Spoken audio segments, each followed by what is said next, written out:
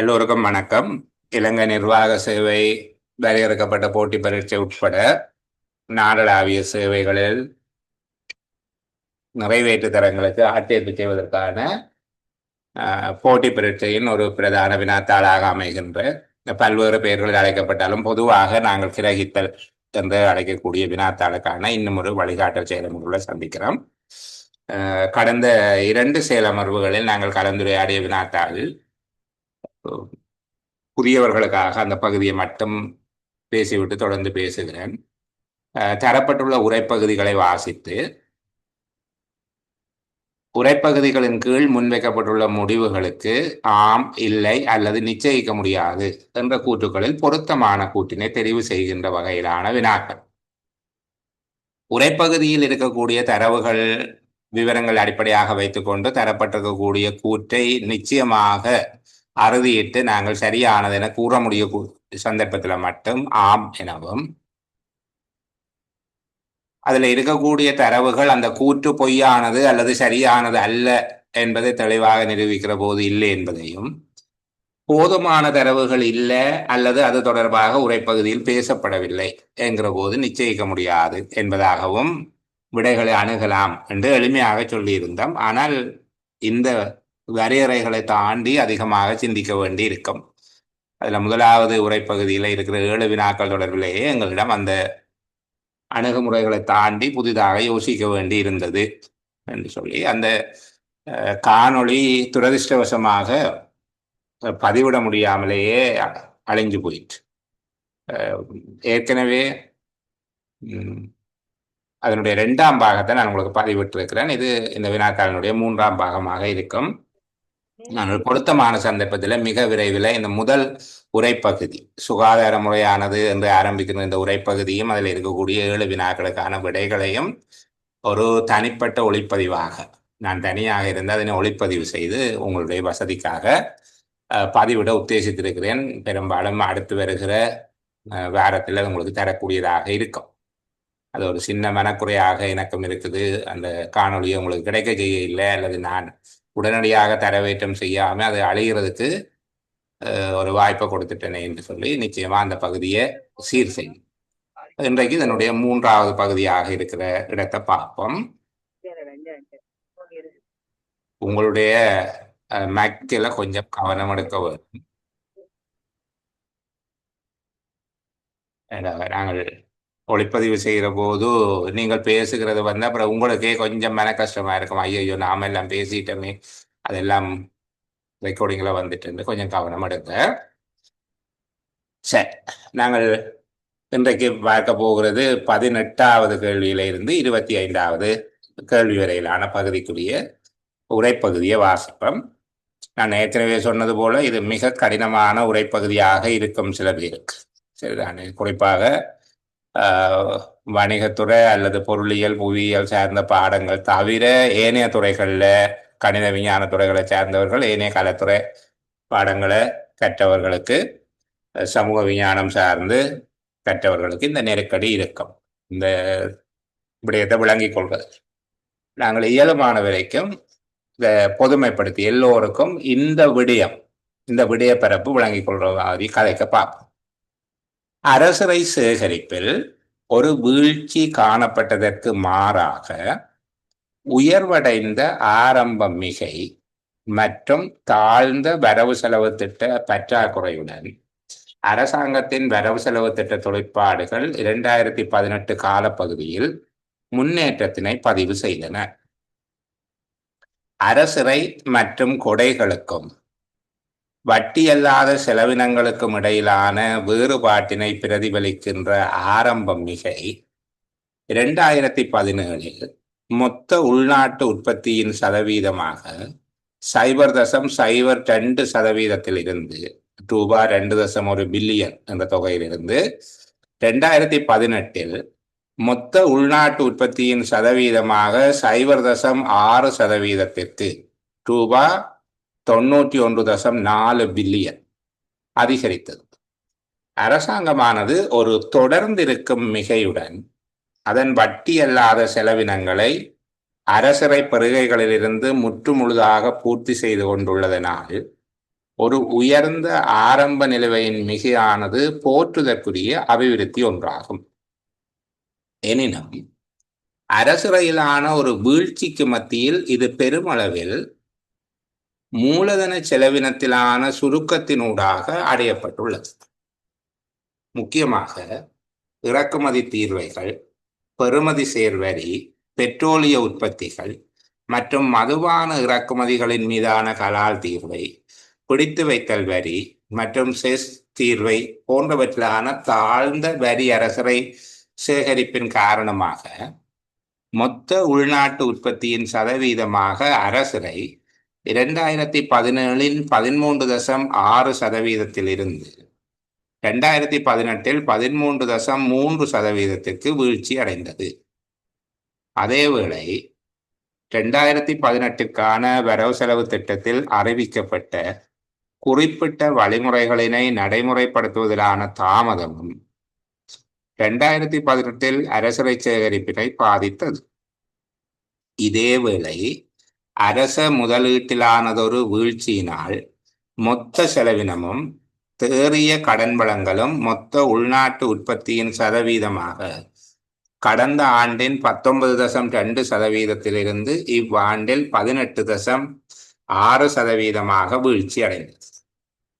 உயர்ந்த வட்டி கொடுப்பனவுகளினால் மொத்த உள்நாட்டு உற்பத்தியின் சதவீதமாக மீண்டெழும் செலவினம் 2018 மிதமான அளவு அதிகரித்தது. 2018 மொத்த உள்நாட்டு உற்பத்தியில் மீண்டெழும் செலவினமானது 14.5% இருந்ததுடன் உயர்ந்த வட்டி கொடுப்பனவுகளின் காரணமாக சிறிதளவு அதிகரிப்பை காட்டியது. இதன் விளைவாக அரசரைக்கும் மீண்டெழும் செலவினத்திற்கும் இடையிலான வேறுபாட்டினை பிரதிபலிக்கின்ற நடைமுறை கணக்கு பற்றாக்குறை மொத்த உள்நாட்டு உற்பத்தியின் சதவீதமாக 2017 0.7% இருந்து 2018 மொத்த உள்நாட்டு உற்பத்தியின் சதவீதமாக 1.2% அதிகரித்தது. எவ்வாறாயினும் மூலதன செலவினத்தின் கணிசமான அளவு குறைப்பினால் வரவு செலவு திட்ட பற்றாக்குறை 2017 மொத்த உள்நாட்டு உற்பத்தியின் சதவீதமாக 5.5% இருந்து 2018 மொத்த உள்நாட்டு உற்பத்தியின் சதவீதமாக 5.3% வீழ்ச்சி அடைந்தது. இருப்பினும் வரவு செலவு திட்ட பற்றாக்குறை 2018க்கான வரவு செலவு திட்டத்தின் எதிர்பார்க்கப்பட்ட இலக்கிடப்பட்ட மட்டமான மொத்த உள்நாட்டு உற்பத்தியின் சதவீதமாக 4.8% இருந்து விலகிச் சென்றது. வரவு செலவு திட்ட பற்றாக்குறைக்கு நிதியிடுவதில் அரசாங்கம் உள்நாட்டு மூலங்களில் பெருமளவு தங்கியிருந்ததுடன் இது 2018 மொத்த நிதியிடலில் 57.5% வகை கூறியது. உள்நாட்டு மூலங்களில் வங்கியல்லா துறையில் இருந்தான நிதியிடல் அதிகரித்த வேளையில் வங்கி தொழில் துறையில் இருந்தான நிதியிடல் வீழ்ச்சி அடைந்தது. ரூபாவின் தேய்மானத்தின் தாக்கம் ஒப்பீட்டளவில் தாழ்ந்த பெயரளவு மொத்த உள்நாட்டு உற்பத்தி மற்றும் உயர்ந்த தேறிய கடன்பாடுகளினை பிரதிபலித்து மத்திய அரசின் வெளிநின்ற படுகளின் மொத்த உள்நாட்டு உற்பத்தியின் சதவீதமாக 2017 இறுதியில் 76.9% இருந்து 2018 இறுதியில் 82.9% அதிகரித்தது. சரி, இந்த பகுதியை நாங்கள் திரும்பவும் ஒரு தடவை வாசிப்போம். வாசிக்கிற போது இதுக்குரிய விளக்கத்தை கதைக்கக்கூடிய பிள்ளைகளோட சேர்ந்து கதைச்சு கொண்டு போவோம். சரிதானே? மற்ற ஆட்களுக்கு அது தெளிவுபடுகிற நோக்கத்துக்காகத்தான் அந்த பகுதியை கதைப்போம். ஒரு வசனமா நாங்கள் கதைச்சு கொண்டு போவோம். அரசரை சேகரிப்பில் ஒரு வீழ்ச்சி காணப்பட்டதற்கு மாறாக உயர்வடைந்த ஆரம்ப மிகை மற்றும் தாழ்ந்த வரவு செலவு திட்ட பற்றாக்குறையுடன் அரசாங்கத்தின் வரவு செலவு திட்ட தொழிற்பாடுகள் 2018 காலப்பகுதியில் முன்னேற்றத்தினை பதிவு செய்தன.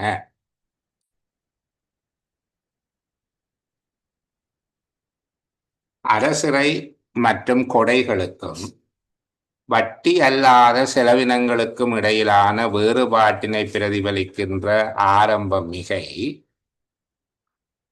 2017 மொத்த உள்நாட்டு உற்பத்தியின் சதவீதமாக 0.02 வீதத்திலிருந்து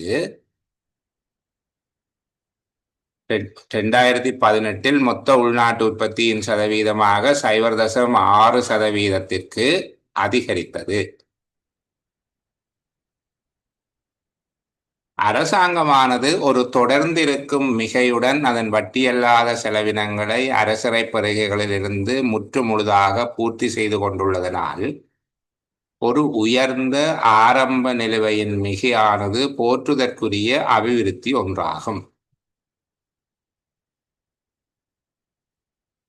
எனினும் அரசிறையிலான ஒரு வீழ்ச்சிக்கு மத்தியில் இது பெருமளவில் மூலதன செலவினத்திலான சுருக்கத்தின் ஊடாக அடையப்பட்டுள்ளது.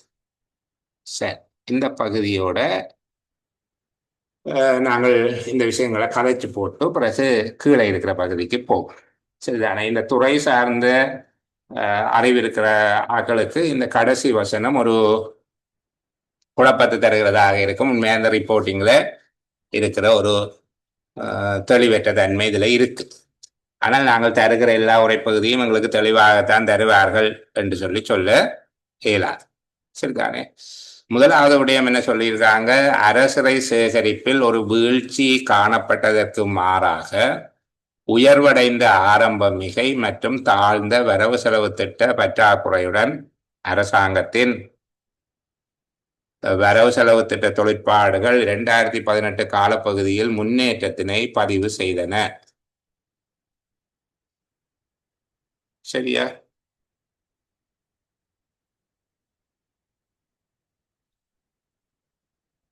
சரி, இந்த பகுதியில எனக்கு இருக்கிற தெளிவுக்காக யாராவது சொல்லுங்க.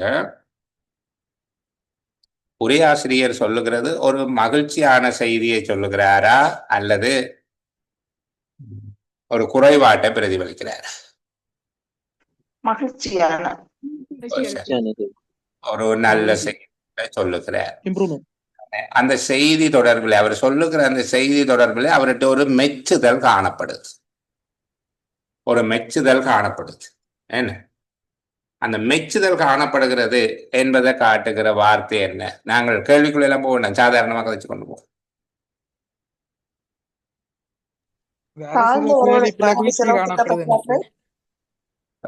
யார் சொல்ல வீழ்ச்சி காணப்பட்டாலும் அப்படி இருக்குன்னு சொல்லுவாரு. அரசரை அவர் பெற்றுக்கொண்டுள்ள சிறந்த பெறுபவர்களாக என்னென்ன விஷயங்களை சொல்லுகிறார்? Budget deficit குறைஞ்சிக்குது. சாரி, வரவு செலவு திட்ட பற்றாக்குறை, அது வரவு செலவு திட்டத்துல முன்னேற்றம் மாதிரி குறைஞ்சிருக்கு. வரவு செலவு திட்ட பற்றாக்குறை குறைவடைந்திருக்கு. தாழ்ந்த வரவு செலவு திட்ட பற்றாக்குறை. வேற உயர்வடைந்த ஆரம்ப மிகை என்கிற 2 விடயங்கள் அடையப்பட்டிருக்கு சொல்லுகிறார். வரவு செலவு திட்ட தொழிற்பாடுகள் முன்னேற்றத்தை பதிவு செய்தன என்பதற்காக உரையாசிரியர் காட்டுகிற குறிகாட்டிகள் அது. 2018 அரசாங்க வரவு செலவு திட்ட தொழிற்பாடுகள் முன்னேற்றத்தை பதிவு செய்தன என்பதை காட்டுவதற்கு உரையாசிரியர் கையாளும் குறிகாட்டிகள் அவை. சிறந்த ஆரம்ப நிலை உள்நாட்டு உற்பத்தியின் சதவீதம் ஆரம்ப மிக உயர்ந்தது. ஆரம்ப மிகை என்கிற ஒரு குறிகாட்டி. அடுத்தது வரவு செலவு திட்ட பற்றாக்குறை. இந்த 2 தான் குறிகாட்டிகள். என்ன? அரசாங்கத்தினுடைய வரவு செலவு திட்ட முன்னேற்றத்தை வெளிப்படுத்தும் குறிகாட்டிகளாக உரையாசிரியர் இங்க சுட்டி காட்டுவது ஆரம்ப மிகை, அது உயர்வாக காணப்படுகிறது. அடுத்தது வரவு செலவு திட்ட பற்றாக்குறை, அதுவும் குறைவாக காணப்படுது. வரவு செலவு திட்ட பற்றாக்குறை குறைவாக காணப்படுகிறது. என்ன? ஆனால் இந்த முன்னேற்றத்தை பதிவு செய்யாத ஒரு குறிகாட்டியம் அவர் காட்டுகிறார். உண்மையில அரசரை சேகரிப்பு அது முன்னேற்றத்தை பதிவு செய்ய இல்லை. இதன் மூலமாக உரையாசிரியர் எங்களுக்கு சொல்ல வருகிற செய்தி என்னென்னா, வரவு செலவு திட்ட தொழிற்பாடுகளில் முன்னேற்றம் பதிவு செய்யப்பட வேண்டுமாக இருந்தால் அரசரை சேகரிப்பு அதிகரிக்கப்படும். அதிகரிக்கும். அதிகரிக்க வேண்டும். அரசரை சேகரிப்புல ஒரு முன்னேற்றம் காணப்பட வேண்டும். அப்படி காணப்படாத போதிலும் அரசரை சேகரிப்புல முன்னேற்றம் ஒன்று காணப்படாத போதிலும் இது நடந்திருக்குது என்று சொல்லி அவர் மெச்சுகிறார். அந்த ஒரு மெச்சுதல் ஒன்று காணப்படுது. அப்ப இங்க முன்னேற்றத்தை காட்டுகிற குறிகாட்டியாக அரசரை சேகரிப்பு வர இல்லை. ஏனே அப்போ ஆனால் பொதுவாக இங்க 3 குறிகாட்டிகள் முன்னேற்றத்தை அடையாளப்படுத்தக்கூடிய அல்லது வரவு செலவு திட்டத்தின் முன்னேற்றத்தை மதிப்பீடு செய்யக்கூடிய 3 குறிகாட்டிகள் இந்த முதல் வசனத்துல காட்டுகிறேன். அரசரை சேகரிப்பு, ஆரம்ப மிகை, வரவு செலவு திட்ட பற்றாக்குறை ஆகிய 3 குறிகாட்டிகளை அவர் காட்டுகிறேன். என்ன விளங்குது தானே? அரசரை சேகரிப்பு, ஆரம்ப மிகை, வரவு செலவு திட்ட பற்றாக்குறை இந்த 3ம் எவ்வாறு இருக்க வேணும்? அரசரை சேகரிப்பு உயர்வாக இருக்க வேணும், ஆரம்ப மிகை அதிகரித்து காணப்பட வேணும், வரவு செலவு திட்ட பற்றாக்குறை குறைவாக காணப்படும். முன்னேற்றத்தை காட்டுவதாக இருக்கும் என்று சொல்லி சொல்லுகிறேன். சரிதானே? அரசிறை மற்றும் கொடைகளுக்கும் வட்டி அல்லாத செலவினங்களுக்கும் இடையிலான வேறுபாட்டினை பிரதிபலிக்கின்ற ஆரம்பம் மிகை. நான் இந்த உரைப்பகுதியை விளங்கப்படுத்துறதுக்கு முன்னால இதுல இருக்கக்கூடிய ஒரு எக்கனாமிக்ஸ் படிப்பிக்கணும்னு இருக்கக்கூடாது, எனக்கு தெரியாதது, நான் எனக்கு தெரிஞ்ச மாதிரி இதுல இருக்கக்கூடிய சில விடயங்களை உங்களோட இலகுவாக புரிந்து கொள்ளக்கூடிய மாதிரி ஒரு பகுதியை விளங்கப்படுத்த விரும்புகிறேன். அந்த பகுதியை கதைச்சு போட்டு நாங்கள் இந்த விடைக்குள்ள போகிறது நல்லது பிள்ளைகள். சரியா? இந்த கேள்விக்குள்ள போகிறது அதுக்காக நான் அதை உங்களுக்கு விளங்கப்படுத்தி விடுகிறேன் என்று சொல்லி கடந்த சேலம் சொன்னேன். கொஞ்சம் இருக்கட்டும், அப்படியே நாங்கள் கதைப்போம், அதனுடைய பகுதியில கதைக்கலாம் என்று சொல்லி பாருங்க. நான் சும்மா கீறி காட்டுகிறேன் உங்களுக்கு எவ்வளவு தூரத்துக்கு அது விளங்குது அல்லது விளங்கக்கூடிய மாதிரி நான் சொல்லுகிறேன் என்று சொல்லி தெரியல. சரிதானே? இந்த வரவு செலவு திட்டம் அல்ல பாதீடு என்று சொல்லி சொல்லுகிறது என்னன்றதை முதல்ல நாங்கள் விளங்கிக் கொள்ளும். சரிதானே? அரசாங்கம் ஒன்று அடுத்த வருஷத்துல அடுத்த நிதியாண்டுல தனக்கு கிடைக்கும் என்று சொல்லி எதிர்பார்க்கிற எல்லா வரவுகளையும் வருமானங்களையும் தான் செலவிடுவதற்கு திட்டமிட்டுள்ள எல்லா விதமான செலவினங்களையும் ஒரு முற்கணிப்பு செய்து தயாரிக்கிறதுக்கு பெயர் தான் வரவு செலவு திட்டம், பாதீடு, பட்ஜெட் என்று சொல்லி சொல்றோம். சரிதானே? அப்ப இந்த வரவு செலவு திட்டத்தை ஒரு கணக்கு மாதிரி நாங்கள் வச்சுக்கொள்வோமாக இருந்தால் அதுல ஒட்டுமொத்தமாக நாங்கள் அரசிறைகளும் நன்கொடைகளும் எல்லாத்தையும் அரசாங்கத்தின் வருமானம் என்று சொல்லி வச்சுக்கொள்வோம். சரிதானே? நான் முழுவதையும் எழுதுறையில அரசிறைகள் நன்கொடைகள் என்று சொல்லி ஒரு தொகை இருக்குது. இது இவ்வளவும் அரசாங்கத்தினுடைய மொத்த வரவுகள் வருமானங்களை காட்டும். அரசாங்கத்தின் எல்லா வரவுகள் வருமானங்களையும் உள்ளடக்கிறதாக இருக்கும். நான் சொல்லுகிற இந்த ஃபார்மேட்ல எல்லாம் அங்கே இருக்குமென்னு நினைக்க வேணாம். சும்மா ஒரு விளக்கத்துக்காக உங்களுக்கு வசதி கருதி சொல்லுகிறேன். சரிதானே? ஒரு வசதிக்காக நாங்கள் இதில் ஒரு 10,000 பில்லியன், மில்லியன் அல்ல பில்லியனா, 10,000 பில்லியன் ரூபாய்கள் இருக்குது என்று வச்சுக்கொள்வோம். அரசாங்கத்தின் எல்லா விதமான வரவுகள் வருமானம். இதுல இருந்து முதல் என்ன செய்யணும் என்றால் பிள்ளைகள், நடைமுறை செலவு என்று சொல்லி ஒரு செலவை செய்கிறோம். நடைமுறை செலவினம், நடைமுறை செலவினம் அல்லது இதை மீண்டலும் செலவினம் என்று சொல்லி சொல்றோம். நடைமுறை செலவினம் அல்லது மீண்டலும் செலவினம். இந்த மீண்டலும் செலவினம் என்றால் இதுக்கு ஒரு விளக்கம் சொல்லுகிறேன். இது சொத்துக்களை உருவாக்காது, எந்த விதமான சொத்துக்களையும் உருவாக்காது, பொறுப்புகளை குறைக்காது. ஏற்கனவே இருக்கிற கொடுத்து தீர்க்க வேண்டிய பொறுப்புகளை இது குறைக்காது. அந்த பொறுப்புகள் இருந்தபடியே இருந்து கொண்டிருக்கும். இது திரும்ப திரும்ப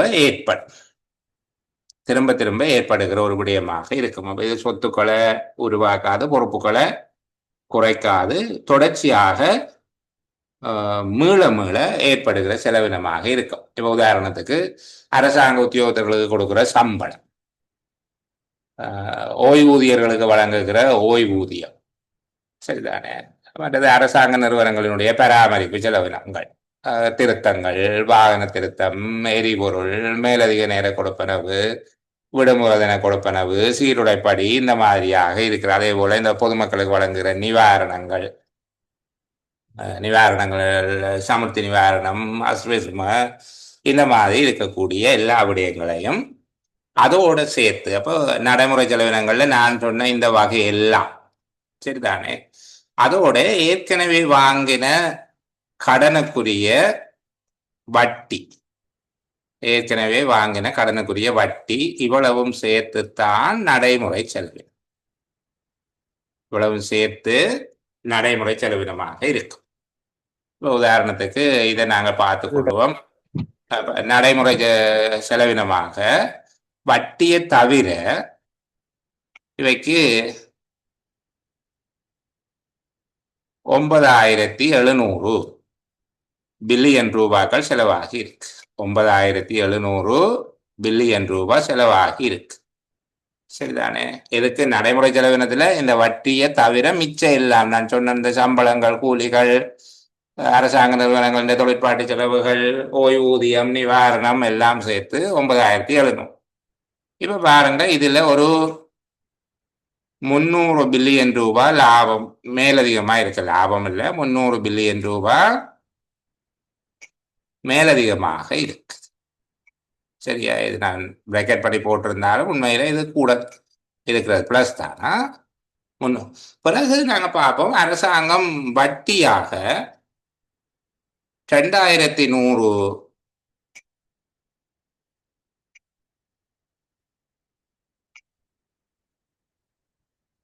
பில்லியன்களை கொடுக்குது, சரிதானே. இப்ப மீதி எவ்வளவு வரும்?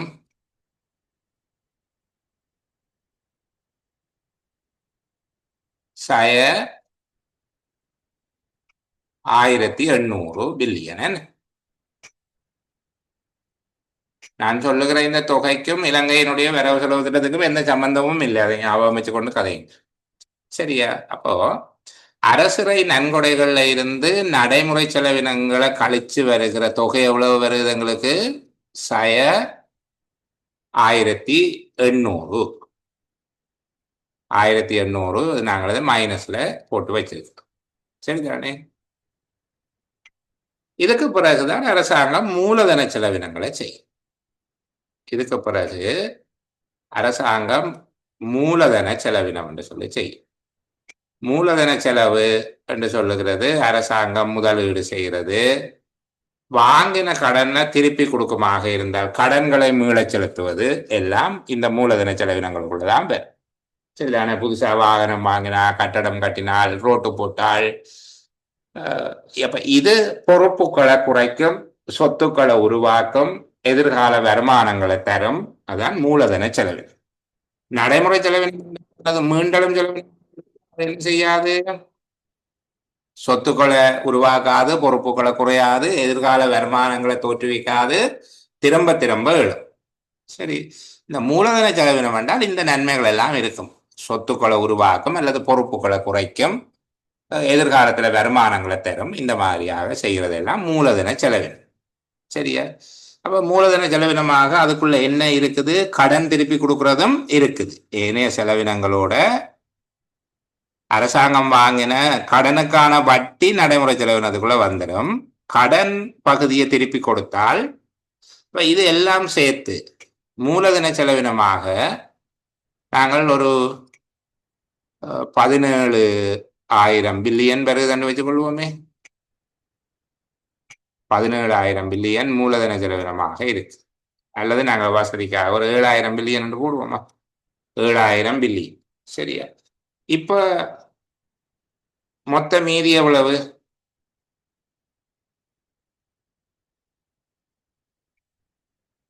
மொத்த மீதி எவ்வளவுப்பா? 8,800 மில்லியன் மைனஸ் 8,800 மைனஸ் 8,000. சரிதானே.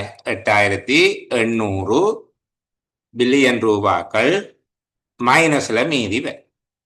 அப்ப இதுக்குத்தான் பெயர் வரவு செலவு திட்ட பற்றாக்குறை. இதுக்கு பெயர் தான் வரவு செலவு திட்ட பற்றாக்குறை. சரியா? இப்ப நான் இதுல ஒரு பேசப்பட்ட விடயங்கள் சிலவற்றை உங்களுக்கு சொல்லிக்கொண்டு அடுத்த பகுதிக்கு போகிறேன். வட்டியல்லா செலவினம் என்ற ஒரு விடயத்தை திரும்ப திரும்ப சொல்லிக் கொண்டிருந்தார். பாத்தீங்கன்னா வட்டியல்லா செலவினம் அதுல என்னத்தை சொல்றாருன்னால் இந்த பகுதியைத்தான் அவர் வட்டியல்லா செலவினம் என்று சொல்லுது. அதாவது நடைமுறை செலவினங்களில் வட்டி தவிர்ந்த ஏனைய செலவினங்களை வட்டியல்லா செலவினம் என்று சொல்லிக் கொண்டு வாரு. சரிதானே. அரசரைகளும் நன்கொடைகளும் அரசுக்கு கிடைக்கிற மொத்த வரவுகளும் மற்றெல்லா வருமானங்களுமாக 10,000 பில்லியன் இருக்குது. அதுல வட்டி அல்லாத செலவினங்களாக 9,700 பில்லியன் போகுது. ஆகவே 300 பில்லியன் மீதியாக வருகிறது. இதுதான் ஆரம்ப மிகை என்று சொல்லப்படுகிறது. ஆரம்ப மிகை என்றா என்னங்கிறத நாங்கள் புரிஞ்சு கொள்வோம். அந்த பந்தியில இருக்குது. ஆனால் நீங்க குழப்பம் அடையாமல் இந்த துறை சார்ந்து, அதாவது அரசுரை துறை சார்ந்து அரசாங்கத்தின் வரவுகள் வருமானங்கள் இந்த மீதிகள் தொடர்பான ஒரு உரைப்பகுதியை நீங்கள் எதிர்நோக்குகிற போது இலகுவாக விளங்கிக் கொள்வதற்காக இந்த பகுதியை விளங்கப்படுத்தி விடுறேன். இப்ப 300 பில்லியன் ரூபாக்கள் ஆரம்ப மிகை என்று சொல்லப்பட்டிருக்கு. அடுத்தது பிள்ளைகள் அரசுரைகளின் நன்கொடைகளிலும் இருந்து முழுமையாக நடைமுறை செலவினங்களை இந்த பகுதியை முழுவதும் சரிதானே நடைமுறை செலவினங்களை முழுமையாக கழிக்க வாரதுக்கு பெயர் தான் நடைமுறை கணக்கு மீதி. நடைமுறை கணக்கு மீதி மைனஸ்ல தான் இருக்கு. நடைமுறை கணக்கு மீதி மைனஸ்ல இருக்கு. 1,800. அப்ப நடைமுறை கணக்கு மீதி என்றால் என்ன? அரசரைகள் நன்கொடைகள்ல இருந்து எல்லா நடைமுறை செலவையும் கழிக்கிறோம். வட்டி அல்லாத செலவினம் ரெண்டையும் சேர்த்து கழிக்க. ஆரம்ப மிகை எப்படி கணிக்கிறோம் நாங்கள்? அரசரைகள் நன்கொடைகள்ல இருந்து வட்டி அல்லாத செலவினங்களை மட்டும் கழிச்சு பார்க்கிறது. சரிதானே.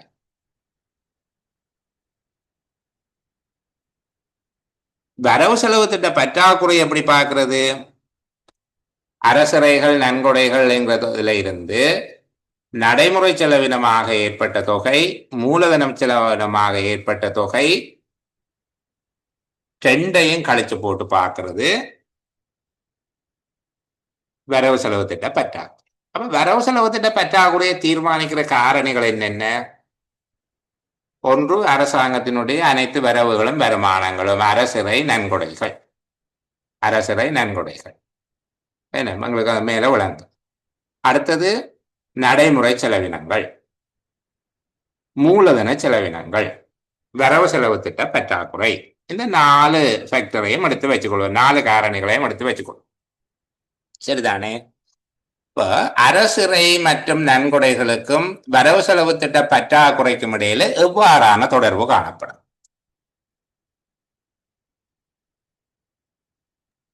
அரசுரை மற்றும் நன்கொடைகள் வரவு செலவு திட்ட பற்றாக்குறைக்கும் இடையில என்ன வகையான தொடர்பு காணப்படும்?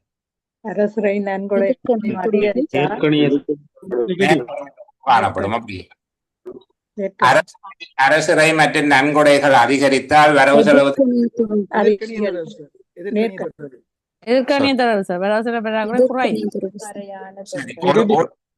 ஃபாத்திமா கதைங்க. சரிதானே. எங்க அவங்க போயிட்டாங்க.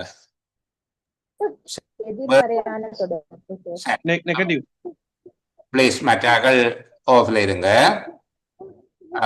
அரசுரை நன்கொடை அதிகரித்தால் வரவு செலவு திட்ட பற்றாக்குறை குறையும். அப்ப ஒரு போது மற்றபடி குறைவடையும் என்றா நேர்கணிய தொடர்பா எதிர்கணிய தொடர்பா?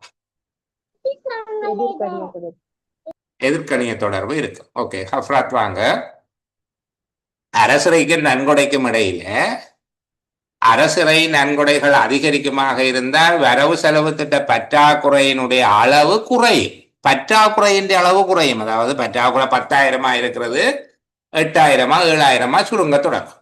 சரிதானே? அப்ப அரசுரை நன்கொடைகளுக்கும் வரவு செலவு திட்ட பற்றாக்குறைக்கும் இடையில எதிர்கணிய தொடர்பு காணப்படும். அரசுரை நன்கொடைகளை காரணம் என்றால் வரவு செலவு திட்ட பற்றாக்குறைய காரியம் என்று எடுத்துக்கொண்டால் எதிர்கணிய காரண காரிய தொடர்பு காணப்படும். நடைமுறை செலவினங்களுக்கும் வரவு செலவு திட்ட பற்றாக்குறைக்கும் இடையில என்ன தொடர்பு இருக்கும்? நேர்கணியம் சார். நேர்கணிய தொடர்பு. நேர்கணிய தொடர்பு இருக்கு. நடைமுறை செலவினங்கள் அதிகரிக்க அதிகரிக்க ஏனையவை மாறாம இருக்க, மற்றதுகள் மாறாம இருக்குள்ள என்று வச்சுக்கொள்வோம். சரிதானே? நடைமுறை செலவினம் அதிகரிக்க அதிகரிக்க இங்க வரவு செலவு திட்ட பற்றாக்குறையும் அதிகரிக்கும். அதே போல மூலதன செலவும் அதிகரிக்க அதிகரிக்க வரவு செலவு திட்ட பற்றாக்குறையும் அதிகரிக்கும். இப்ப கவனிங்க பிள்ளைகள், அரசுரை மற்றும் நன்கொடைகள் அதிகரிக்கும் எல்லா வேளைகளிலும் வரவு செலவு திட்ட பற்றாக்குறை குறைவடையுமா? அரசுரை மற்றும் நன்கொடைகள் அதிகரிக்கின்ற எல்லா வேளைகளிலும் வரவு செலவு திட்ட பற்றாக்குறை குறைவடையுமா? இல்ல இல்ல, குறைவடைய இல்ல சார். அளவு கூடுதல் சொல்ல முடியாது. நடைமுறை செலவு மூலதன செலவு சொல்ல முடியும். சொல்ல முடியாது. அப்படித்தானே? ஆமா. நன்கொடைகள் அதிகரிக்கும் போதெல்லாம் வரவு செலவு திட்ட பற்றாக்குறை குறைவடையும் என்றால் நாங்கள் நிச்சயிக்க முடியாது. ஏன் தவிர ஏனைய காரணிகள் வேலை செய்யுது. அப்படித்தானே? ஏனைய காரணிகள் வேலை செய்யுது. அதே போல பாருங்க, வட்டி அல்லாத செலவினங்கள், வட்டி அல்லாத செலவினங்கள், வட்டி அல்லாத செலவினம் நான் பிள்ளைகளுக்கு கீழே காட்டினேன் இந்த பகுதி. என்ன வட்டி அல்லாத செலவினங்கள் ஆரம்ப மிகை என்பவற்றுக்கு இடையில என்ன தொடர்பு இருக்கு?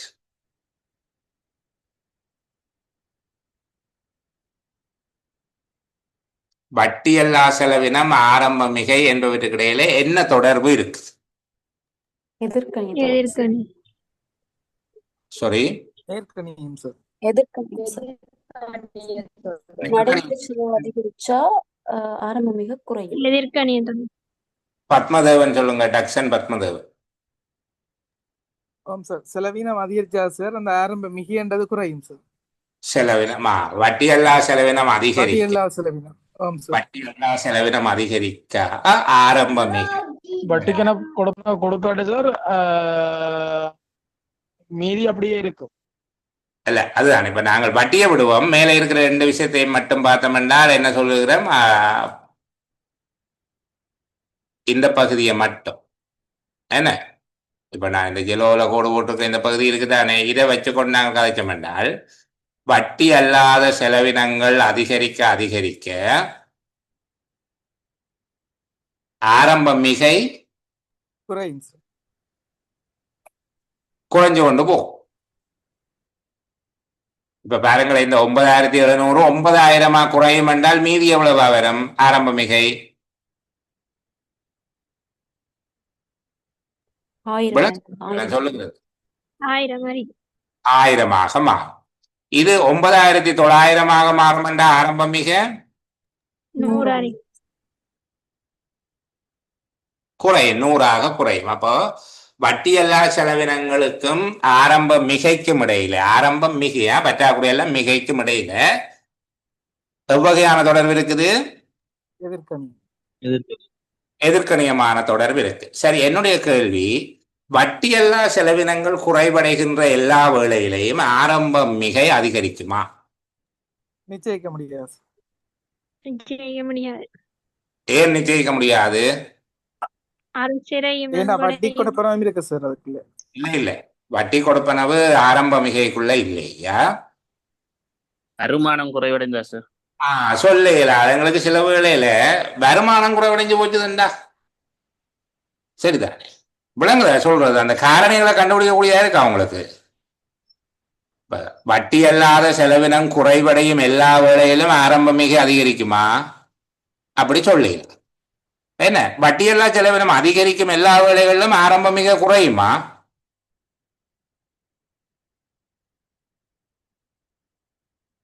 பிள்ளைகள் கேள்வி விளங்குதா? வட்டியல்லாத செலவினம் அதிகரிக்கிற எல்லா வேளையிலும் ஆரம்ப மிக குறையுமா?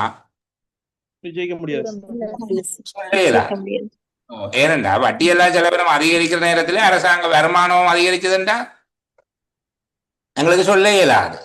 ஆனால் வட்டி அல்லாத செலவினங்களுக்கும் ஆரம்ப மிகைக்கும் இடையிலே எதிர்க்கணிய தொடர்பு இருக்கிறத மட்டும் நாங்கள் கண்டுகொள்ளக்கூடியதாக இருக்கு. புரியுதா சொல்ற விஷயம்? வட்டி அல்லா செலவினம் அதிகரித்தால் ஆரம்ப மிகை குறைவடைகிறதுக்கான வாய்ப்பு இருக்கு. ஆகவே அவற்றுக்கு இடையில ரெண்டுக்கும் இடையில எதிர்க்கணிய தொடர்பு இருக்கு. கட்டாயம் குறைவடையுமான்னு கேட்டா தெரியாது எங்களுக்கு. இந்த அடுத்த காரணி அதை தீர்மானிக்கும். இன்னும் ஒரு காரணி இருக்குது என்ன. அதே போல பாருங்க, வட்டி செலவினங்கள் அதிகரிக்கிற வேளைகளில் எல்லாம், வட்டி கொடுப்பனவு அதிகரிக்கிற வேளைகளில் எல்லாம் பற்றாக்குறை அதிகரிக்குமா? நடைமுறை கணக்கு பற்றாக்குறை இருக்குதானே இந்த ஜெயிக்க பகுதி முடியாது. சொல்லு. ஆனால் வட்டி கொடுப்பனவுக்கும் பற்றாக்குறைக்கும் இடையில என்ன தொடர்பு இருக்குது? நடைமுறை கணக்கு பற்றாக்குறைக்கும் இடையில நேர்கணிதம். நேர்கணிதம் சார். நேர்கணியமா எதிர்கணியமா? நேர்கணி. வட்டிக்கும் ஆரம்ப மிகைக்குமா சார்? ஆரம்ப மீதி இல்ல, நடைமுறை கணக்கு மீதி. ஆரம்ப மீதியோட வட்டிக்கு சம்பந்தம் இல்லை. இது இந்த பகுதியே சொல்லுகிறேன். நடைமுறை கணக்கு மீதியா இந்த பச்சை கால வட்டம் போட்டு வச்சுக்க. வட்டி கொடுப்பனவு அதிகரிக்க அதிகரிக்க நடைமுறை கணக்கு பற்றாக்குறை அதிகரிக்கும். கூடும். பற்றாக்குறை அதிகரிக்கும். பற்றாக்குறை தானே அதிகரிக்கும். ஆகவே அதுக்கிடையில நேர்கணிய தொடர்பு இருக்கு. அதுக்குள்ள கூட சில நேரம் சாதகமான நேர்கணியமா பாதகமான நேர்கணியமான எல்லாம் கேட்பாங்களா? வட்டி கொடுப்பனவு அதிகரிக்க அதிகரிக்க பற்றாக்குறையும் அதிகரிக்கும். ஆனால் இது பாதகமான நேர்கணிய தொடர்பு. அப்படித்தானே? நேர்கணிய தொடர்பு ஆனால் விளைவு பாதகமாக இருக்கும். பாதகமான நேர்கணிய தொடர்பு. சரியா? அப்போ வட்டி கொடுப்பனவுக்கும் நடைமுறை கணக்கு மீதிக்கும் இடையில நேர்கணிய தொடர்பு சொல்றேன். நடைமுறை கணக்கு பற்றாக்குறைக்கும் இடையில நேர்கணிய தொடர்பு இருக்கு. வட்டி அதிகரிக்க அதிகரிக்க நடைமுறை கணக்கு பற்றாக்குறையும் அதிகரிக்கும். கட்டாயம் அதிகரிக்கும் நாங்கள் எங்களுக்கு தெரிய வேணும். ஒன்றுக்கும் மேற்பட்ட காரணை தீர்மானிக்கிற இடத்துல நாங்கள் கட்டாயம் அதிகரிக்கும் என்ற முடிவுக்கு போக இயலும். சரியா? அப்ப இதுல இருக்கக்கூடிய இந்த விடயங்களை அடிப்படையாக வச்சுக்கொண்டு நாங்கள் இனி அதை பந்திய இலகுவாக புரிந்து கொள்ளக்கூடியதாக இருக்கும். சரிதானே? இதுல இருக்கக்கூடிய இந்த விடயங்கள் மற்றது அவர் ஒரு விடயத்தை இதுல சொல்லுகிற நேரத்துல அந்த ஆண்டினுடைய 2018ஆம் ஆண்டின் வரவு செலவு திட்ட செயலாற்றத்தை பற்றி சொல்லுகிற நேரங்கள்ல எல்லாம் நீங்கள் ஒரு விஷயத்தை பாருங்க பிள்ளைகள். மூலதன செலவை சுருக்குவதன் மூலமாக ஒரு சம்பவம் நடந்திருக்குன்னு சொல்றோம். சரிதானே? மூலதன செலவை சுருக்குவதன் மூலமாக ஒரு விடயம் ஒன்று அங்கே அடையப்பட்டதாக சொல்லி கொண்டு வாரேன். சரி, அப்ப மூலதன செலவை சுருக்குவதன் மூலமாக அடையப்படுகிற விளைவு எதனோட சம்பந்தப்படும் என்று நினைக்கிறீங்க?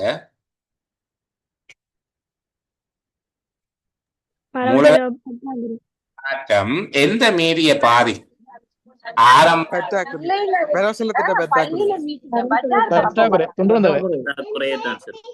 இந்த பகுதி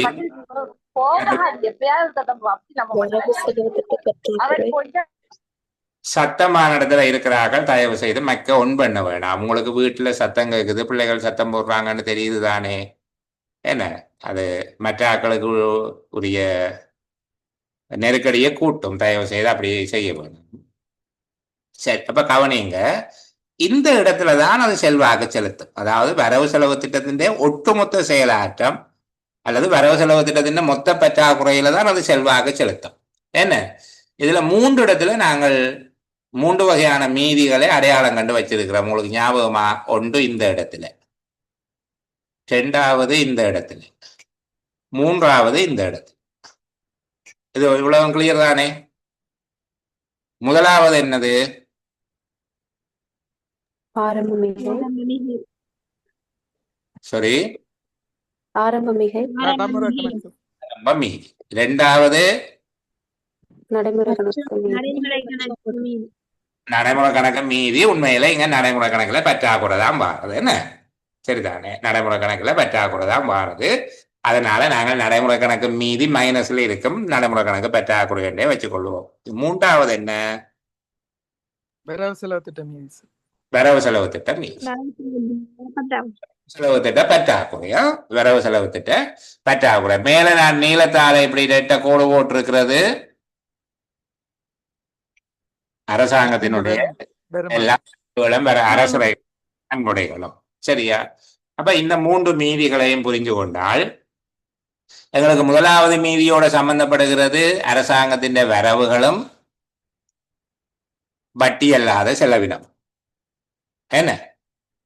இரண்டாவது மீதியோட சம்பந்தப்படுகிறது அரசாங்கத்தினுடைய வரவுகளும் நடைமுறை செலவு. நடைமுறை செலவு. மூன்றாவது மீதியோட சம்பந்தப்படுகிறது அரசாங்கத்தின் வருமானம் அரசு செலவு. நடைமுறை செலவு மூலதன செலவு ரெண்டும் சேர்ந்து. சரிதானே? நடைமுறை செலவு மூலதன செலவு ரெண்டும். ஆரம்ப மிகையோட மூலதன செலவு ஏதாவது தொடர்படுமோ? இல்ல சார். இல்ல. ஆரம்ப மிகைக்கும் மூலதன செலவுக்கும் இடையில எதுவும் தொடர்பு இருக்கோ? இல்ல சார். இல்ல. இல்ல. என்ன? அதே போல நடைமுறை செலவு, நடைமுறை கணக்கு பற்றாக்குறைக்கும் மூலதன செலவுக்கும் இடையில எதுவும் சம்பந்தம் இருக்குதோ? இல்ல சார். இல்ல. இல்ல. என்ன? இல்ல. பற்றாக்குறைக்கும் வட்டிக்கும் சம்பந்தம் இருக்குதோ? நடைமுறை கணக்கு பற்றாக்குறைக்கும் வட்டிக்கும் சம்பந்தம் இருக்குதோ? ஓம் சார். இருக்கு. சரி, இந்த அடிப்படை பொருளியல் அறிவு எங்களுக்கு கிரகித்தலுக்கு உதவும். சரியா? இந்த வெளிநாட்டுத்துறை, இறைத்துறை போன்ற இப்படியான விடயங்கள்ல இந்த அடிப்படை அறிவு இவ்வளவுதான். எனக்கு தெரிஞ்ச பொருளியல் இவ்வளவுதான். சரியானே? இறைத்துறை தொடர்பாக எனக்கு தெரிஞ்ச பொருளாதார அறிவு இப்போ உங்களுக்கும் தெரியும். இதை வச்சுக்கொண்டு நாங்கள் இந்த உரைப்பகுதியை வாசிப்பதன் மூலமா மிகவும் தெளிவான ஒரு விளக்கத்தை பெறலாம். இந்த பந்திக்கு அல்ல, இதுபோல எதிர்காலத்தில் நாங்கள் சந்திக்கக்கூடிய எந்த பந்தியாக இருந்தாலும் எங்களுக்கு இதை புரிந்து கொள்ளக்கூடியதாக இருக்கும். அது மட்டுமில்லை, இந்த உரைப்பகுதிகளில் சில நேரங்களில் எங்களுக்கு ஒரு விளக்கம் இல்லாத தன்மை வரக்கூடிய மாதிரியாக அந்த உரைப்பகுதிகள் அமைகிறது உண்டு. அமைகிற போது இல்லை இதுதான் அதன் சரியான விளக்கம் என்று சொல்லி நாங்கள் அதை அறிந்து கொள்ளக்கூடியதாக இருக்கும். சரி, இப்போ நாங்கள் அந்த உரைப்பகுதியை திரும்ப வாசிப்போம். இப்ப நீ அந்த படம் எங்களுக்கு ஓட வேணுமா? அரசரை சேகரிப்பில் ஒரு வீழ்ச்சி காணப்பட்டதற்கு மாறாக எங்க சொல்லுகிறார்? எந்த ஏரியாவில் சொல்லுகிறார்? அரசாங்க வருமானம் நாங்கள் மேல போட்டு வச்ச ஆரம்பம் மேல போட்டு வச்ச நீலக்கோடு அல்லது அதுல அரசரைகளும் நன்கொடைகளும் என்று எழுதின இடத்துல தொடர்கிறார். அதுல வீழ்ச்சி காணப்பட்டதற்கு மாறாக உயர்வடைந்த ஆரம்ப மிகை. உயர்வடைந்த ஆரம்ப மிகை என்று எதை பற்றி கதைக்கிறார்?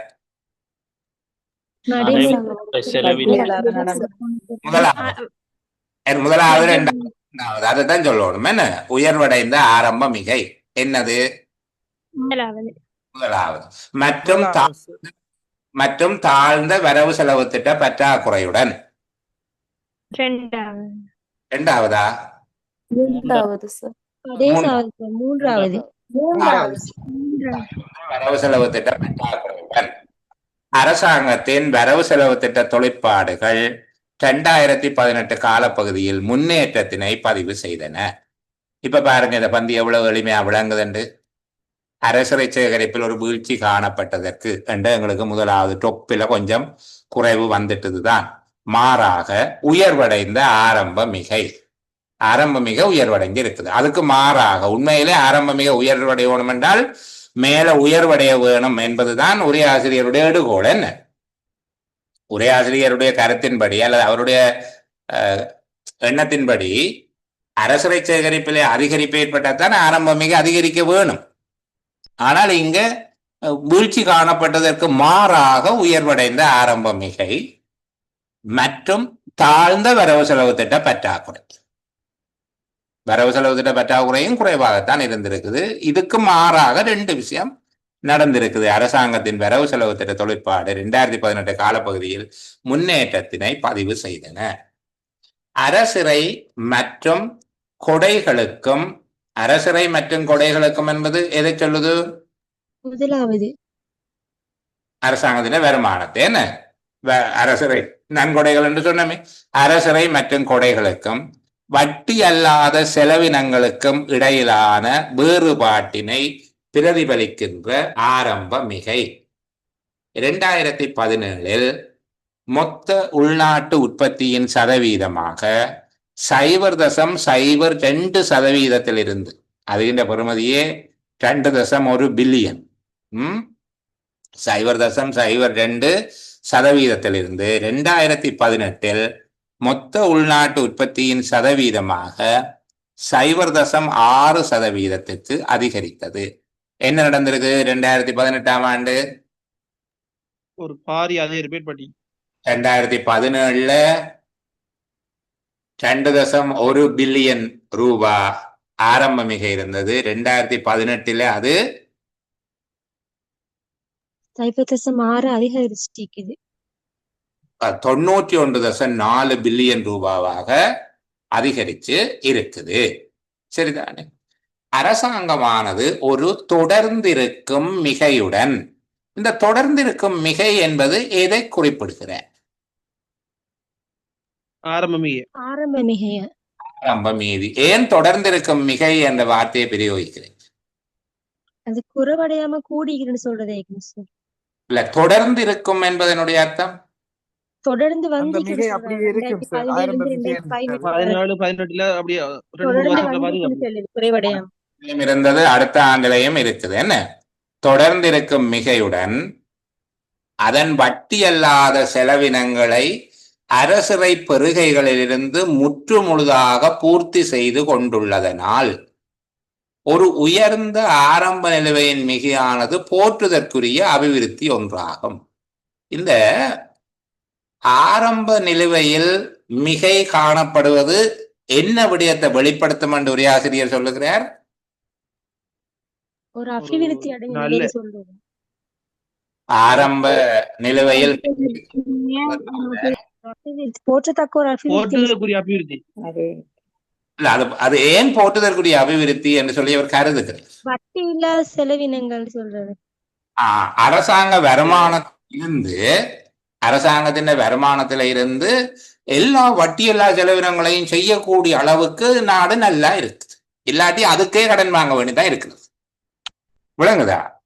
அரசின் வட்டி அல்லாத செலவினங்களை அரசிறை பெறுகைகளிலிருந்து முற்று முழுதாக பூர்த்தி செய்து கொள்ளக்கூடியதாக இருப்பதனாலதான் ஆரம்ப நிலுவையின் மிகை போற்றுதற்குரிய ஒரு அபிவிருத்தி என்று கருதப்படுது. புரியுதா சொல்றது? ஆம் சார். பிள்ளைகள் விளங்குதுதானே? ஆரம்ப நிலுவையினுடைய மிகை காணுவதனுடைய அர்த்தம் என்னென்றால் அரசாங்கத்தின் வருமானத்தில இருந்து எல்லா வட்டியல்லாத செலவினங்களையும் செய்யக்கூடியதா இருக்கு. இது மிச்சமும் இருக்குது. அப்ப அது ஒரு சிறந்த நிலைமை என்று சொல்லி அவர் சொல்லுகிறார்.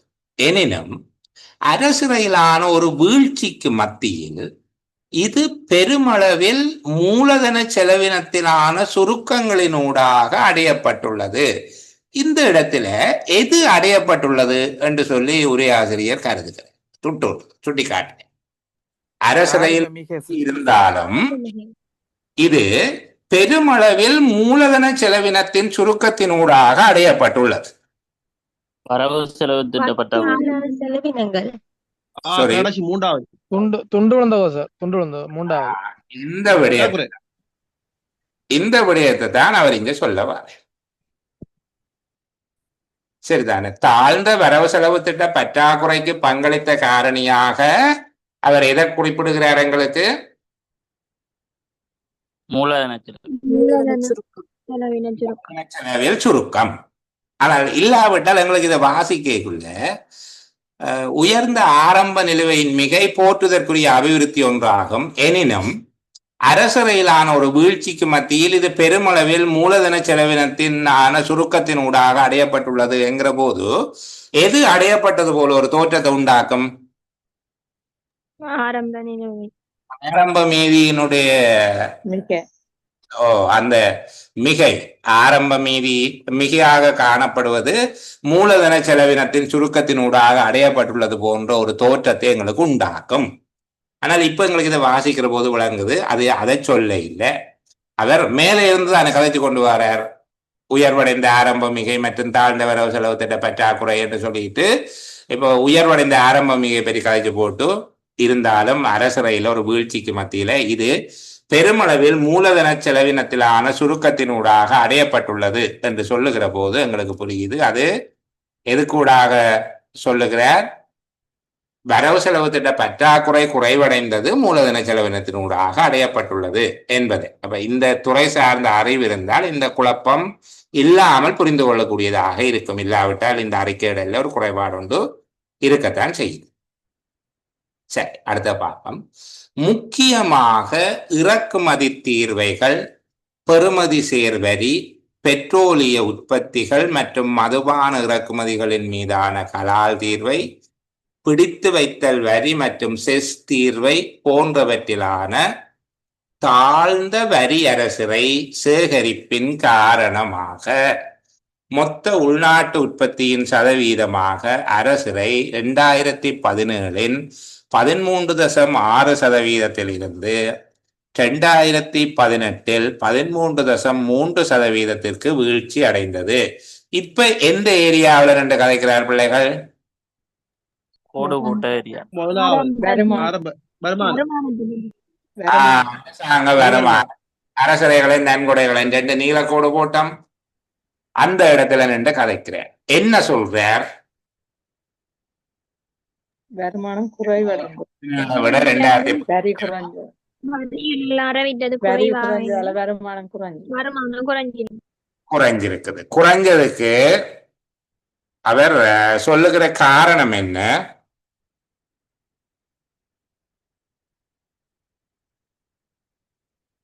தாழ்ந்த வரி வரியை குறைஞ்சது. இந்த வரியில குறையும் கலால் தீர்வை வரி வீதம் குறைஞ்சு. இந்த வரி அரசரை சேகரிப்பு எத்தனை விதமான வரிகள் ஆக குறைந்தது, எத்தனை விதமான வரிகளில் ஏற்பட்டதாக அவர் சுட்டி காட்டுகிறார்.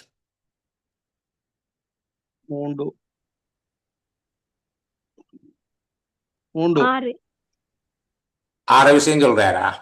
சொல்ல முடியாது. போன்றவற்றிலான சொல்ற இல்ல, ஆக குறைஞ்சது எத்தனை சொல்லுகிறார்?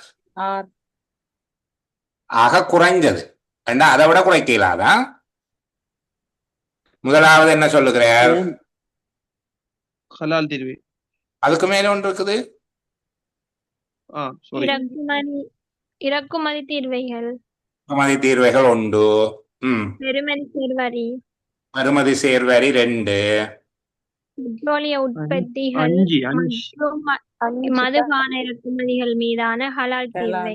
பெட்ரோலிய உற்பத்தி மற்றும் மதுபான இறக்குமதிகளின் மீதான கலால் தீர்வை, இது 3வது. பிடித்து வைத்தல் வரி, பிடித்து வைத்தல் வரி மற்றும் செஸ் தீர்வை போன்றவற்றிலான சரிதானே வரி மற்றும் செஸ் தீர்வை போன்றவற்றிலான இந்த பிடித்து வைத்தல் வரி மற்றும் செஸ் தீர்வை போன்றவற்றில் என்று சொல்வதன் மூலமாக ரெண்டையும் சேர்த்தாலும் ஆக குறைஞ்சது இங்க 4 விஷயம் சொல்றேன். சரிதானே? ஆக குறைந்தது 4 விடயங்கள், ஆக கூடியது 5. பிடித்து வைத்தல் வரி தனியாகவும் செஸ் தீர்வையை தனியாகவும் எடுத்தால் 5. அப்ப ஆக குறைந்தது 4 விடயங்கள் சொல்லுகிறார். அப்ப இங்க பாருங்க, அரசுரை மொத்த உள்நாட்டு உற்பத்தியின் எத்தனை வீதமாக இருந்திருக்குது? 13.3% இருக்கு. இதையும் சும்மா குறிச்சு வச்சு ஞாபகத்துல வச்சு கொள்ளுங்க, நாங்க கதை கேட்க வசதியாக இருக்கும். அதான் சரி. அதே வேளை 2018க்கான வரவு செலவு அறிவிக்கப்பட்ட குறிப்பிட்ட வழிமுறைகளினை நடைமுறைப்படுத்துவதற்கான தாமதமும் 2018 அரசரை சேகரிப்பினை பாதித்தது. என்ன சொல்றாரு? அதை விட 2018 பட்ஜெட்ல இந்த வரி அறவிடுறதை பற்றி சில விஷயங்கள் சொல்லி இருந்ததாம். அதை நடைமுறைப்படுத்துறதுல இம்ப்ளிமெண்ட் பண்றதுல ஒரு டிலே வந்ததாலையும் அரசரை சேகரிப்பு பாதிக்கப்பட்டது. அப்ப இங்க வரைக்கும் அவர் இந்த அரசரை சேகரிப்பு முதலாவது விஷயத்துலதான் நிக்கிறார். என்ன சார் இந்த பிடித்து வைத்தல் வரி என்றது என்ன சார்? அது வித் ஹோல்டிங் டேக்ஸ் என்ற ஒரு வகையான வரி, அவ்வளவு. சில பொருள் வித் ஹோல்டிங் டேக்ஸ் என்று சொல்லி அதுல இருக்கு. அதுல குறிப்பிட்ட வகையான வரி ஏதோ மீளளிப்பும் செய்கிறது. எனக்கு அந்த வரி முறை தொடர்பாக நான் ஒரு கொஞ்சம் தான் தெரியும். இப்போ வேணா இது முடிய கேளுங்க, நான் உங்களுக்கு விளங்கப்படுத்துறேன்னா இந்த டச் விட்டு போயிருந்தியா இதுக்குள்ளால வெளியில போனோம்னா புரியுதா சொல்றது?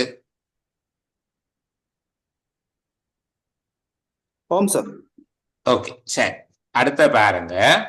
இதேவேளை அரச முதலீட்டிலானதொரு வீழ்ச்சியினால் மொத்த செலவினமும் தேறிய கடன் வழங்கலும் மொத்த உள்நாட்டு உற்பத்தியின் சதவீதமாக கடந்த ஆண்டின் 19.2% இவ்வாண்டில் 18.6% வீழ்ச்சி அடைந்தது. எந்த இடத்துல நிற்கிறார்?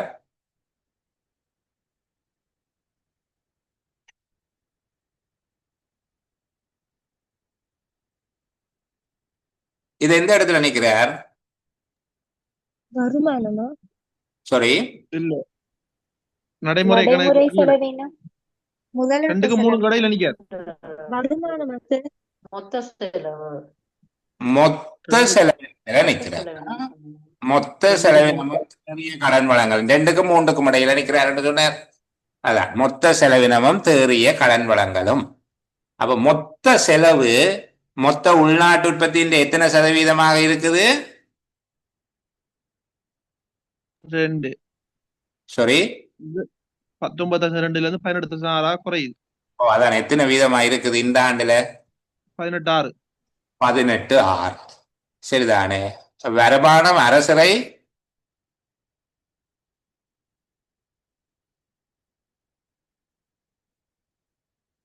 எவ்வளவு? 13. ஆகவே பற்றாக்குறை எவ்வளவு? 5.3. 5.3. என்னத்தின் 5.3? -5. 5.3 என்னத்தின் 5.3? மொத்த உள்நாட்டு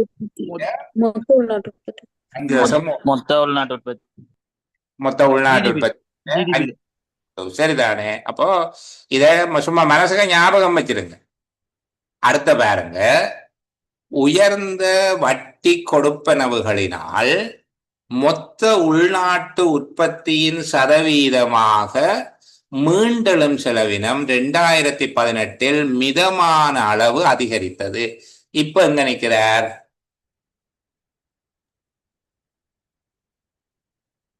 ஒன்றுக்கு 2 கடையில நிக்கிறார். சாரி, வட்டி அந்த 2 கடையில செலவில் நிற்கிறார் சார். 2வது இடையில, அதாவது வட்டி எல்லா செலவினத்துக்கு கீழே என்ன வட்டி அதாவது வட்டி செலவினம் மற்றும் நடைமுறை கணக்கு மீதி என்பவற்றுக்கு இடையில இருக்கிறார். இப்போ இங்க மொத்த உள்நாட்டு உற்பத்தியில் 2018 மொத்த உள்நாட்டு உற்பத்தியில் மீண்டெழும் செலவினம் 14.5% இருந்தது. இப்போ நடைமுறை கணக்கு மிகையோ பற்றாக்குறையோ வரப்போகுது?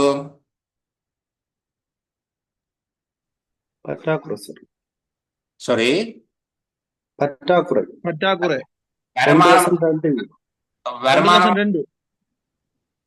வருமானம் எவ்வளவு இருந்தது? 13.3. இது 14.5. ஆகவே 1.2% அதிகரித்தது. என்ன அதிகரித்தது? அரசரைக்கும் மீண்டெழும் செலவினத்திற்கு இடையிலான வேறுபாட்டை பிரதிபலிக்கின்ற நடைமுறை கணக்கு பற்றாக்குறை. விளங்குது? அரசரைக்கும் மீண்டெழும் செலவினத்திற்கும் இடையிலான வேறுபாட்டினை பிரதிபலிக்கின்ற நடைமுறை கணக்கு பற்றாக்குறை மொத்த உள்நாட்டு உற்பத்தியின் சதவீதமாக 2017 0.7% 2018 மொத்த உள்நாட்டு உற்பத்தியின் 1.2% அதிகரித்தது. இப்ப புரியுதா உங்களுக்கு நடைமுறை கணக்கு பற்றாக்குறைண்டா என்ன, எப்படி பாக்குறோம்னு எல்லாம் விளங்குதா?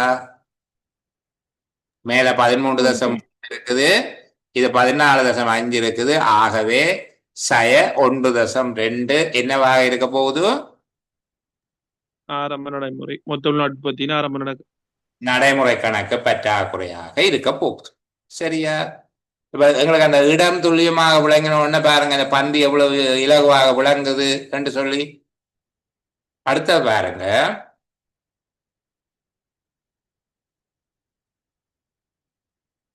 எவ்வாறாயினும் மூலதன செலவினத்தின் கணிசமான குறைப்பினால் வரவு செலவு திட்ட பற்றாக்குறை 2017 மொத்த உள்நாட்டு உற்பத்தியின் சதவீதமாக 5.5% இருந்து 2018 மொத்த உள்நாட்டு உற்பத்தியின் சதவீதமாக 5.3% வீழ்ச்சி அடைந்தது.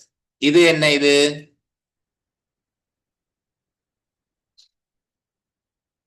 வரவு வரவு செலவு திட்ட பற்றாக்குறை குறைஞ்சிருக்கு. வரவு செலவு திட்ட பற்றாக்குறை மொத்த உள்நாட்டு உற்பத்தியின் 5.3. சரியா? இப்ப எனக்கு யார் சொல்லுவீங்கள் மூலதன செலவினம் மொத்த உள்நாட்டு உற்பத்தியின் எத்தனை சதவீதமாக இருந்தது?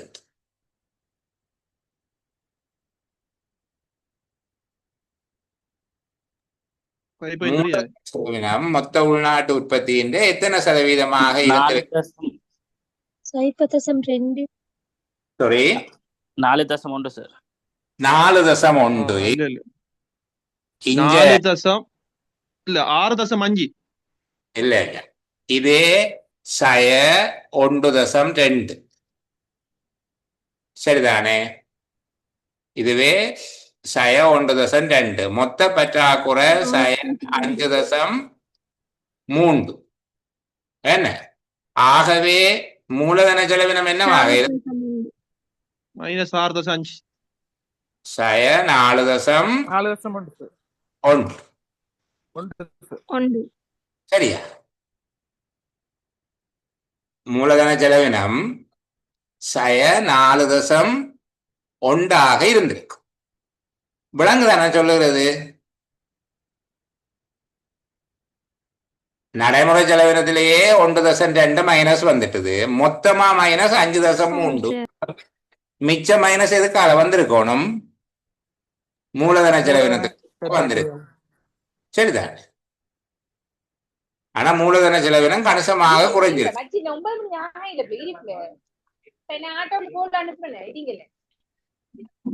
சரி, அவங்க சத்தம் போட்டா நாங்க மெக்கானிக் பாட்டிடுவோம் மாதிரி நேரம். சரி, அப்போ இது மேலதிகமா சும்மா விளக்கத்துக்காக கழிச்சு கொண்டு வருகிறேன்னா, வரவு செலவு திட்ட பற்றாக்குறை 2017 மொத்த உள்நாட்டு உற்பத்தியின் சதவீதமாக 5.5 வீதத்திலிருந்து 2018 5.3% வீழ்ச்சி அடைந்திருந்தது என்று சொல்லி சொல்றாங்க. சரிதானே? அப்ப 5.3 தான் இந்த முறை மொத்த பற்றாக்குறை. 5.3 மைனஸ் தானே பற்றாக்குறை என்றால். அப்ப மேல 1.2 இருக்குது நடைமுறை கணக்கு. மூலதன கணக்குல 4.1 உருவாகி இருக்க வேணும். ஆனால் பற்றாக்குறை முதல் போன வருஷம் 5.5 இருந்ததுல இருந்து 2018 5.3% வீழ்ச்சி அடைந்தது. இருப்பினும் வரவு செலவு திட்ட பற்றாக்குறை 2018க்கான வரவு செலவு திட்டத்தின் எதிர்பார்க்கப்பட்ட இலக்கிடப்பட்ட மட்டமான மொத்த உள்நாட்டு உற்பத்தியின் சதவீதமாக 4.8% விலகி சென்றது. இவருக்கு இந்த 5.5 இருந்து 5.3க்கு குறைவடைந்தது திருப்தியாக இல்லை ஒரே ஆசிரியருக்கு. ஏன் அவருக்கு திருப்தி இல்லை? எதிர்பார்த்தது 4.8. அதை டார்கெட் பண்ணது இலக்கிடப்பட்ட மட்டம் டார்கெட் லெவல் உள்நாட்டு உற்பத்தியின் 4.8% இருக்கும் என்றுதான் எதிர்பார்த்திருக்கிறோம். 0.5% கூடவாக வந்துட்டு. சரி, 0.5% கூடவாக வந்துட்டுங்கிறதால அவருக்கு அது விருப்பம் இல்லை. அவர் கொஞ்சம் மனக்கவலையா இருக்கு. இனி நான் சொல்லாத பகுதிக்கு போகிறேன். சரியா? இப்ப உங்களுக்கு இந்த பகுதியை சொல்லி போட்டு ஒரு பகுதி சொல்லாம விட்டேன் தானே. அந்த சொல்லாத பகுதி சம்பந்தமாக நான் திரும்ப சொல்லுவேன். இப்போ இந்த பற்றாக்குறை வந்த உடனே பற்றாக்குறை ஒன்று உருவாகின உடனே இந்த பற்றாக்குறை அரசாங்கம் செலவழிக்காம விடுகுதோ, வருமானம் வந்ததை விட அரசாங்கத்தினுடைய செலவு கூடவாக இருக்கு. சரி, இப்போ கூடவாக இருக்குன்னா நாங்கள் இப்போ பார்க்குறோம் மொத்த பற்றாக்குறை 5 எவ்வளவு வந்தது? 5.3. ஆமாம் சார்.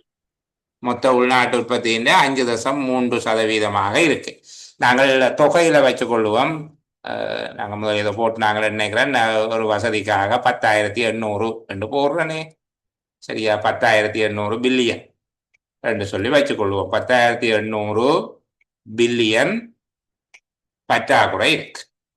அப்ப இந்த பற்றாக்குறை என்றது அரசாங்கத்தின் வரவுகளும் பார்க்க கூடுதலாக மேற்கொள்ளப்பட்ட செலவினம் தானே பற்றாக்குறை. சரியா? இந்த பற்றாக்குறையை அரசாங்கம் என்ன செய்யும் என்றால் 2 விதமாக கடன் தான் வேண்ட போகுது. முதல் அரசரை நன்கொடை 2 வந்துட்டுது. இனி கடன். இந்த கடன் வாங்க போது இந்த கடனை எப்படி வாங்கும்னா உள்நாட்டில் கொஞ்சம் கடன் எடுக்கும், அதே போல வெளிநாட்டிலே எடுக்கும். உள்நாட்டில் கடன் வாங்கும், வெளிநாட்டில் கடன் வாங்கும். உள்நாட்டில் வாங்குற கடனை 2 விதமாக பிரிக்கும். ஒன்று உள்நாட்டில் இருக்கிற வங்கிகள்கிட்ட எல்லாம் கடன் எடுக்கும், வங்கிகள், வங்கித்துறை கடன். 2வது வங்கி அல்லாத கடன், வங்கித்துறை அல்லாத ஏனைய ஆக்கள்கிட்ட வாங்குகிற வங்கி அல்லாத கடன் என்று சொல்லி இதை வகைப்படுத்தும். அப்போ உள்நாட்டு கடன், வெளிநாட்டு கடன், இந்த 2 மூலமாகவும் இந்த பற்றாக்குறைய, அதாவது வரவு செலவு திட்ட துண்டு விழும் தொகையை அது ஈடு செய்து கொள்ளும். சரிதானே? அப்ப இதுல இருக்கக்கூடிய இந்த கடன் எல்லாத்தையும் முடிய உள்நாட்டுல வாங்கின கடன் இந்த வருஷம் எவ்வளவு வாங்கின, வெளிநாட்டுல இந்த வருஷம் எவ்வளவு கடன் வாங்கினது 2ஐயும் கொண்டு போய் அரசாங்கத்தின் கடன் கணக்குல சேர்ப்பிடும். அரசாங்கத்தின் பழைய கடனோட இந்த வருஷம் வாங்கின கடனையும் கொண்டு போய் சேர்ப்பினம். சேர்த்து போட்டு மொத்த கடன் இந்த ஆண்டு நாட்டில் நடந்த மொத்த உற்பத்தியின் எத்தனை வீதம் என்று பார்க்கிறது. சரிதானே?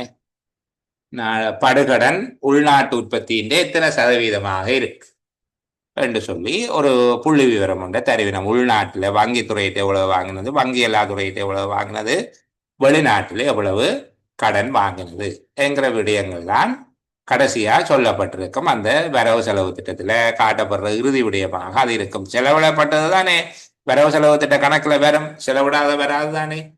சரி, அப்ப இந்த பகுதியை அவர் திருப்பி இங்க பந்தியை சொல்லுகிறார், வாசிங்க.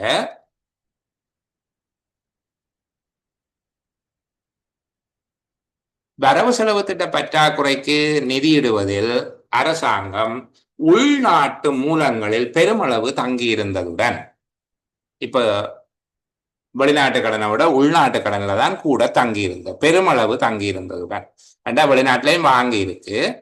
வரவு செலவு திட்ட பற்றாக்குறைக்கு நிதியிடுவதில் அரசாங்கம் உள்நாட்டு மூலங்களில் பெருமளவு தங்கியிருந்ததுடன் இது 2018 மொத்த நிதியிடலில் 57.5% வகை கூடியது. அப்ப உள்நாட்டுல பட்ட கடன் 57.5%, வெளிநாட்டுல வாங்கியது 42.5%. சரிதானே? இப்ப மொத்தமா 10,000 என்றால் இங்க 5,750, அங்க 4,250 வாங்கி இருப்பார்.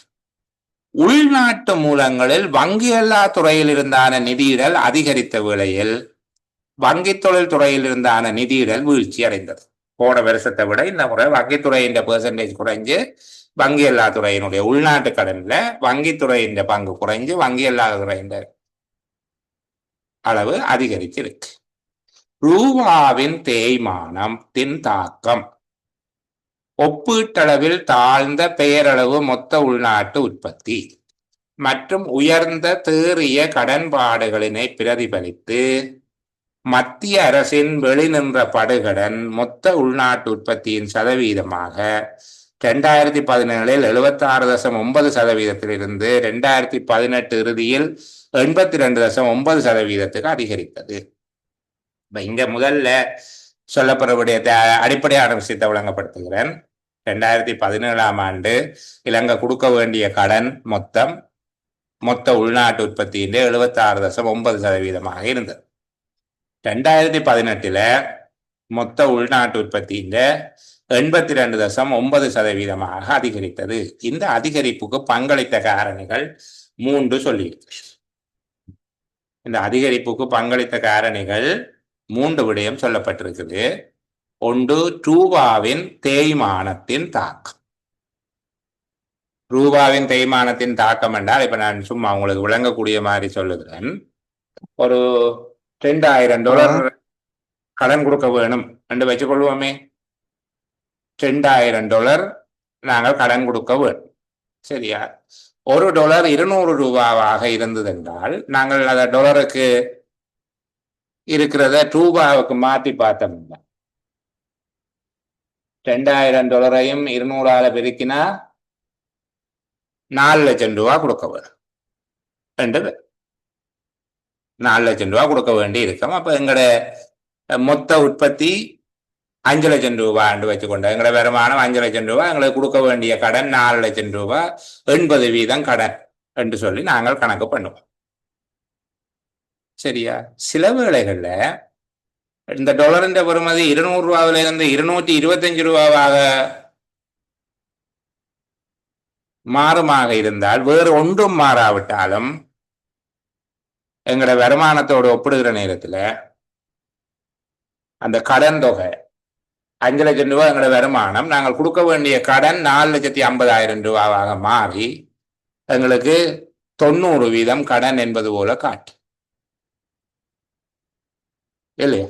90% கடன் என்பது போல காட்டும். ரூபாவின் பெறுமதி குறைஞ்சால் மொத்த உள்நாட்டு உற்பத்தியின் சதவீதமாக கடன் பெறுமானம் அதிகரிக்கும். இது ஒரு விஷயம். இரண்டாவது, ஒப்பீட்டளவில் தாழ்ந்த பெயரளவு மொத்த உள்நாட்டு உற்பத்தி. இப்ப டாலரின் பெறுமதியும் மாறி இருக்கு, அதே நேரம் மொத்த உள்நாட்டு உற்பத்தியும் $5 லட்சம் இருந்தது, கொஞ்சம் குறைஞ்சு $4,50,000 ஆகிட்டு என்றால் அந்த பின்னத்துல ஒரு அதிகரிப்பு வந்து சேரும். இப்ப நாங்கள் இப்படித்தானே கடன் பார்க்க போறோம். செலுத்த வேண்டிய கடன் மேல, மொத்த உள்நாட்டு உற்பத்தி கீழே, தர 100 என்று போடுவோம். செலுத்த வேண்டிய கடனை ரூபாவில் தான் எழுதுறோம், சரியா? ரூபாவில் செலுத்த வேண்டிய கடன். இப்ப செலுத்த வேண்டிய கடன் மேல, மொத்த உள்நாட்டு உற்பத்தி கீழே, தர 100. இப்ப செலுத்த வேண்டிய கடன் தொகை மாறாம இருக்கைக்குள்ளேயே ரூபாவின் பெறுமதி மாறினால், ரூபாவுக்கு, அதாவது டாலருக்கான ரூபாவின் எண்ணிக்கை அதிகரிச்சா, டாலரின் பெறுமதி அதிகரித்து ரூபாவின் பெறுமதி தேய்ஞ்சால் இந்த பின்னம் எங்களுக்கு பாதகமா போகும். அதே போல மேல மாறாம இருக்கைக்குள்ள கீழே இருக்கிற $5 லட்சம் குறைஞ்ச $4,50,000 வரும் என்றாலும் இந்த பின்னம் ஒரு அதிகமான தாக்கத்தை தான் கொண்டு வந்து காட்டு. இங்க 3 விஷயம் நடந்திருக்கு, சரிதானே? ஒன்று, வாங்கின கடனும் முந்தினதை விட கூடி இருக்கு மேலே, அதனால பெறுமதி அதிகரிச்சிட்டுது. ரெண்டாவது, ரூபாவினுடைய தேய்மானம் வந்திருக்குது, அதனாலேயும் மேலே உள்ள பெறுமதி கூடி இருக்குது. மூன்றாவது, மொத்த உள்நாட்டு உற்பத்தியின் ஒப்பீட்டளவில் தாழ்ந்த பெறுமதி, இந்த முறை உற்பத்தியும் குறைஞ்சிருக்குது. இதனால மொத்த உள்நாட்டு உற்பத்திக்கும் செலுத்த வேண்டிய கடனுக்கும் இடையிலான சதவீதம் 76.9 இருந்து 82.9% அதிகரிச்சு இருக்குது. நான் இந்த சொன்ன பகுதி விளங்கினதா உங்களுக்கு? சரி. அப்ப இதை வச்சுக்கொண்டு நாங்கள் இனி இந்த பந்தியை வாசிச்சதை வச்சுக்கொண்டு கேள்விக்கு விடையளிக்கலாம். நான் இந்த விடாமலே கதைச்சு கொண்டிருக்கிறேன், கோபிச்சு கொள்ள வேண்டாம். இதோட நாங்கள் நிறைவு செய்வோம். அடுத்த பேப்பரை பிறகு பார்ப்போம். ஆனால் இடையில விட்ட வேண்டாம், அந்த டச் விட்டு போயிடும்ங்கிறதால தான் நான் பேசிக்கொண்டிருக்கிறேன். சரி, இப்போ இதுக்கு இருக்கிற கேள்விகள் இனி உங்களுக்கு பிரச்சனை இருக்காது. உண்மையில இந்த அடிப்படை அறிவு இல்லாமல் இதை கிரகிச்சு செய்ய முடியாதா என்று கேட்டால் செய்யலாம். மிக அதிக பிரியத்தனத்தோட செய்ய வேண்டும். இப்போ நாங்கள் தவிர்க்க முடியாமல் இலங்கையினுடைய இறைத்துறையையும் நாணயத்துறையையும் வெளிநாட்டுத்துறையையும் ஒரு மேலோட்டமான விளக்கத்தை பெற்றுக்கொள்ள வேண்டும். அது எங்களுடைய நாட்டை பற்றி நாங்கள் புரிந்து கொள்வது மட்டுமில்லை, அந்த துறை சார்ந்த உரைப்பகுதிகளை புரிந்து கொள்வதற்கும் எங்களுக்கு பிரயோசனமா இருக்கும். இனி கேள்விக்குள்ள போவோம். அரசரை சேகரிப்பின் வீழ்ச்சி, உயர்ந்த ஆரம்ப மிகை, மற்றும் தாழ்ந்த பற்றாக்குறை என்பன 2018 வரவு செலவு திட்ட தொழிற்பாட்டு முன்னேற்றத்தினை பதிவு செய்தன.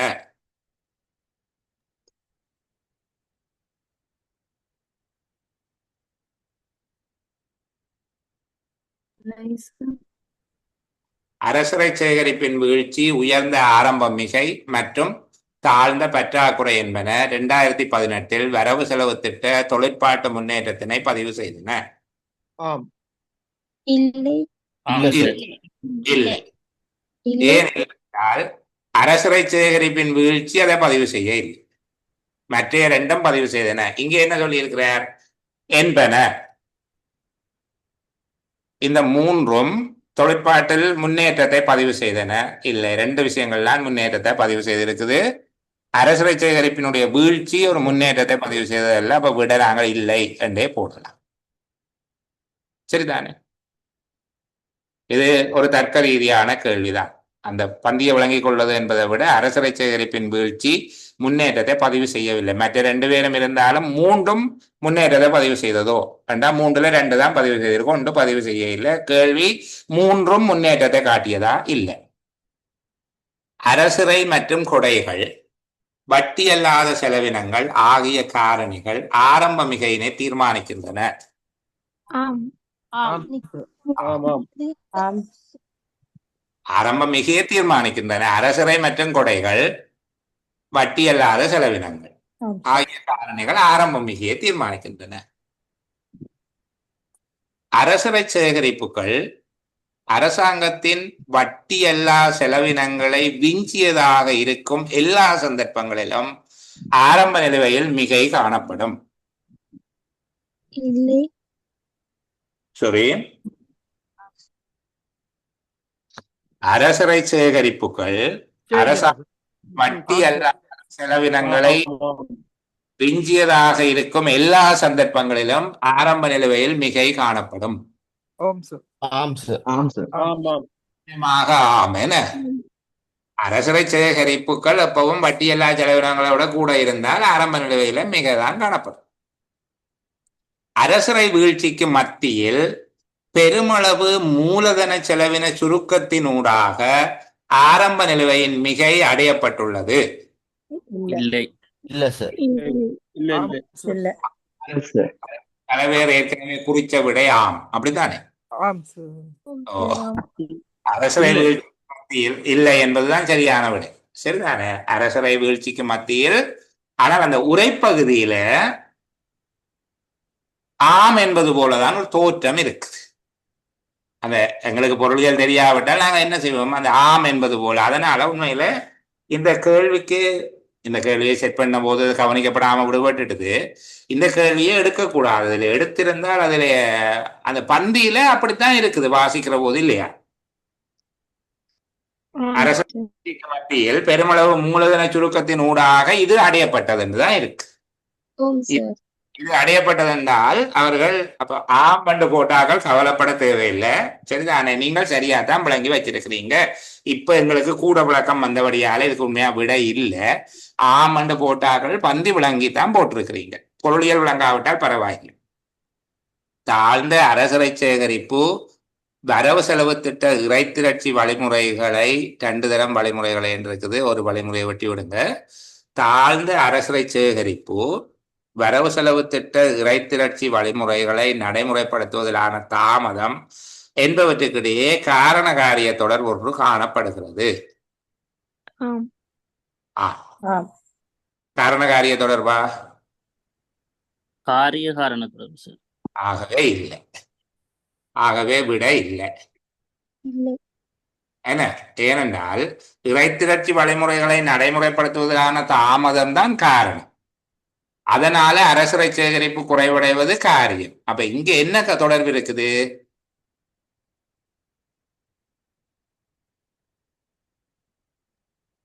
இங்க காணப்படுற தொடர்பு என்ன பிள்ளைகள்? காரிய காரண தொடர்பு. விளங்குதா? தாழ்ந்த அரசரை சேகரிப்பு வரவு செலவு திட்ட இறைத்திரட்சி வழிமுறைகளை நடைமுறைப்படுத்துவதில் தாமதம். 2018ஆம் ஆண்டு திட்டமிட்ட விடயங்களை நடைமுறைப்படுத்துவதில் தாமதம் ஏற்பட்டதன் காரணமாக தாழ்ந்த அரசுரை சேகரிப்பு ஏற்பட்டதுன்னு சொல்லியிருக்கிறேன். அப்ப அரசுரை சேகரிப்பு குறைவடைவதும் அரசுரை சேகரிப்பு வழிமுறைகளில் தாமதம் ஏற்படுவதும் என்று பார்க்கிற போது முன்னுக்கு இருக்கிறது காரியம், பின்னுக்கு இருக்கிறது காரணம். ஆகவே இங்க இருக்கிறது காரிய காரண தொடர்பு, காரண காரிய தொடர்பு அல்ல. வட்டி கொடுப்பனவுகளில் ஏற்படும் உயர்ந்த அதிகரிப்பு மீண்டலும் செலவினத்தில் மிதமான அதிகரிப்பினை தோற்றுவிக்கும். ஆம். நிச்சயிக்க முடியாது. ஏன் இல்லை. நிச்சயிக்க- ஆம் சார். ஏன் நிச்சயிக்க முடியாது? சரி, மீண்டலும் செலவினத்தில் மாற்றத்தை ஏற்படுத்தக்கூடியது வட்டி கொடுப்பனவு மட்டுமோ? இல்ல சம்பளம். வட்டி எல்லா செலவினங்களும் இருக்குதானே என்ன? அப்ப மீண்டலும் செலவினத்துல மிதமான அதிகரிப்பை தோற்றுவிக்குமா? என்ன, இப்ப வட்டி கொடுப்பனவுகளுக்கும் மீண்டலும் செலவினத்திற்கும் இடையில நேரான தொடர்பு இருக்கிறது வேறு. ஆனால் மிதமான அதிகரிப்பை தான் தோற்றுவிக்குமா என்று சொல்லி நாங்க சொல்லல. மிதமான அதிகரிப்புன்னா ஒரு மெல்லிய அதிகரிப்பு. இங்க 2018ஆம் ஆண்டு மிதமான அதிகரிப்பை ஏற்படுத்தி இருக்கு. ஆனால் மிதமான அதிகரிப்பை தோற்றுவிக்கும். அது சில வேளையில கணிசமான அதிகரிப்பையும் தோற்றுவிக்கலாம், சில வேளை அதிகரிப்பை தோற்றுவிக்காமலும் விடலாம். ஏன்? வட்டி கொடுப்பனவுகள் என்பது மீண்டலும் செலவினத்தின் ஒரு பகுதி தான். சரி, அப்ப அதில் ஏற்படுகிற அதிகரிப்பு மீண்டலும் செலவினத்தில் அதிகரிப்பை தோற்றுவிக்கலாம். ஆனால் மிதமான அதிகரிப்பா அதிக அதிகரிப்பான்றது நிச்சயிக்க இயலாத, நிச்சயிக்க முடியாது என்பது பொருத்தமா இருக்கு. இதுக்குள்ள அந்த வகையான கேள்விகள் அதிகம் போட இல்லை. ஆனால் இப்போ உங்களுக்கு தெரியும், அந்த காரணிகளை தொடர்புபடுத்தி தான் நீங்க விட எழுத வேணும். ஒன்றை மட்டும் சொல்லுகிற போது நாங்கள் நிச்சயிக்க முடியாதுங்கிறதுக்கு போக வேண்டி இருக்கும். அரசிறை மற்றும் மீண்டலும் செலவினம் என்பவற்றுக்கும் நடைமுறை கணக்கு பற்றாக்குறைக்கும் இடையில் நேர்கணிய காரண காரிய தொடர்பு காணப்படுகிறது.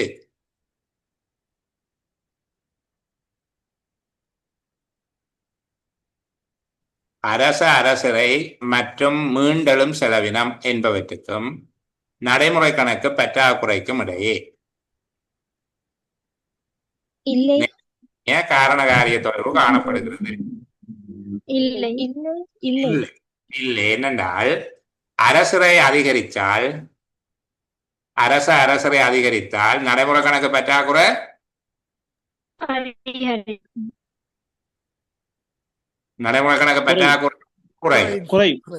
குறையும். அப்ப எதிர்கணிய தொடர்பு இருக்கு. மீண்டலும் செலவினம் அதிகரித்தால் நடைமுறை கணக்கு பற்றாக்குறை அதிகரிக்கும். அங்க நேர்கணிய தொடர்பு இருக்கு. அப்ப இங்க ரெண்டையும் சேர்த்து ஒரே தொடர்பை காட்டுவதால நேர்கணிய காரணகாரிய தொடர்பு காணப்படுகிறது என்று சொல்வதனால நாங்கள் இல்லை என்றுதான் முடிவுக்கு போக வேண்டும். இது ரெண்டும் வெவ்வேறு விதமாக செய்யறது ஒரே தொடர்பாக காட்டுறார், அப்படி இல்லை. மத்திய அரசின் வெளிநின்ற படுகடன் அதிகரித்தமை 2 பிரதான காரணங்களினை பிரதிபலித்தது. இல்லை. வெளிநின்ற இல்ல சார் 3. இல்லை. அதிகரித்தமை 2 பிரதான காரணங்களை பிரதிபலித்ததா? அதுல 3 காரணங்கள் சொல்லப்பட்டிருக்க. அப்படியா? சரி, பாப்போம். அந்த பகுதி வாசிச்சு விடுவோமா அந்த பகுதியை? சரியா? பாருங்க, ரூபாவின் தேய்மானத்தின் தாக்கம் ஒப்பீட்டளவில் தாழ்ந்த பேரளவு மொத்த உள்நாட்டு உற்பத்தி மற்றும் உயர்ந்த தேறிய கடன்பாடுகளை பிரதிபலித்து மத்திய அரசின் வெளிநின்ற படுகடன் மொத்த உள்நாட்டு உற்பத்தியின் சதவீதமாக 76.9%இலிருந்து 82.9%க்கு அதிகரித்தது. அப்ப இங்க 2 பிரதான காரணங்களை பிரதிபலித்ததுன்னா நாங்க இல்லை என்று போடுவோம். என்ன, நாங்க 3 காரணங்கள் சொல்லப்பட்டிருக்கு. அப்ப இந்த இடத்துல இல்லை என்பது சரியா? உண்மையில நான் நினைக்கிறேன் இந்த பந்தி தான் உங்களுக்கு வாசிக்கிறது கஷ்டமாக இருந்திருக்கும். ஆனால் இப்போ அது விளங்கிக் கொள்வதற்கு வசதியாக இருக்கு இல்லையா? இந்த மாதிரியான ஒரு பந்தி வந்தா இன்னொரு தடவை வாசிக்க விளங்குமா இல்லையா? படம் தான் ஓடும், அதால ஈஸியா இருக்கு. இப்ப இலகுவாக ஆகிவிட்டது. உண்மையில இது விளங்கையிலே ஏதோ சரியான கஷ்டம் போல அப்படி இருந்தது. அப்ப அதனாலதான் நான் கடந்த செயலங்களில் உங்களுக்கு சொல்லியிருந்தேன், பிள்ளைகள் அதை நான் இன்னொரு கதைப்ப வேண்டி இல்லாவிட்டால் அது விளங்காம். சரிதானே? சரி, இன்றைக்கு நாங்கள் இடைவேளையும் இல்லாமல் படிச்சிருக்கிறேன். இந்த அளவோட நிப்பாட்டிக் கொள்கிறேன். எனக்கு ஒரு உதவி செய்ய வேணும். அடுத்த செயலமர்வுக்கு வரைக்கு எல்லாரும் அந்த பேப்பரை நேரம் செட் பண்ணி 2 மணி நேரத்தில் செய்யக்கூடியதாக இருந்ததா என்று பார்த்து செய்து கொண்டு வர. சரியா? திரும்ப சந்திக்கிற வரைக்கும் எல்லாருக்கும் பாய் பாய், குட் நைட். Good night.